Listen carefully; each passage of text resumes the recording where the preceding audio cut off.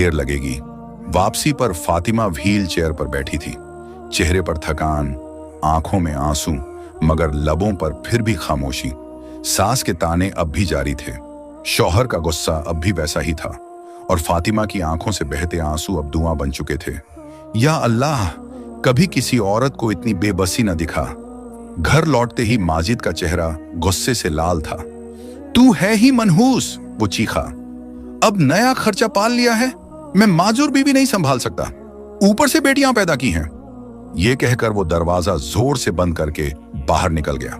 सास ने भी मुंह बनाते हुए कहा, अब देखना ये घर भी इसके नसीब में नहीं रहेगा, और वो भी अपने कमरे में चली गई। फातिमा के सब्र का बंधन टूट गया। वो फूट फूट कर रोने लगी।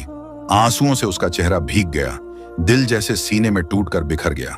वो आहिस्ता से अपने कमरे में गई, अपनी दोनों नन्ही बेटियों को गोद में उठाया, सीने से लगा लिया और हिचकियों के बीच बोली, मैं तुम्हारा हमेशा ख्याल रखूंगी, कोई तुम्हें मुझसे जुदा नहीं कर सकता।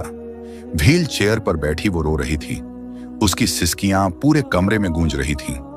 रात गुजर गई। अगली सुबह जब गांव पर घने बादल छा गए, हवा के साथ जोरदार बारिश बरसने लगी, तो फातिमा की जिंदगी में भी एक तूफान बरपा था। दरवाजा धड़ाम से खुला। माजिद अंदर आया, चेहरा गुस्से से तमक रहा था। चल जा मेरे घर से, मैंने फैसला कर लिया है, मैं दूसरी शादी कर रहा हूं। लड़की वालों ने शर्त रखी है कि पहली बीवी को निकालो। फातिमा की आंखें फटी रह गईं। ये तुम क्या कह रहे हो माजिद? ये तुम्हारी भी तो बेटियां हैं, मैं इन्हें लेकर कहां जाऊंगी? मगर न माजिद पसीजा न सास को तरस आया। सास ने बेहिसी से कहा, हाँ बेटा, ठीक कह रहे हो, इस मनहूस को निकाल दे, नई बहू तुझे बेटे देगी। माजिद ने एक लम्हा भी जाया नहीं किया। व्हील चेयर को घसीटता हुआ फातिमा को सहन से बाहर लाया। बारिश जोरों पर थी, तूफानी हवाएं, तेज बारिश और उसके साथ फातिमा की सिसकियां। माजिद, खुदा के लिए दरवाजा खोल दो, मैं कहां जाऊंगी? वो चीख चीख कर कहती रही, मगर दरवाजा बंद हो चुका था। बारिश के कतरों के साथ उसके आंसू भी बहते। व्हील चेयर को खुद घसीटती हुई वो कच्चे रास्ते पर निकल गई। बादल गरज रहे थे, बिजली चमक रही थी, और फातिमा अपने रब से फरियाद करती हुई आगे बढ़ रही थी।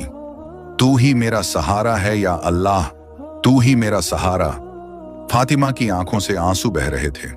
बारिश की बूंदों के साथ उसके आंसू भी मिल गए थे, और उसका जहन माजी की धुंध में खो गया था।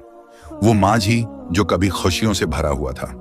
फातिमा एक छोटे से घर में अपने वालिद के साथ रहती थी। उसकी मां का इंतकाल उसके बचपन में ही हो गया था, मगर बाप ने अपनी अकलौती बेटी को कभी मां की कमी महसूस नहीं होने दी। फातिमा नेक दिल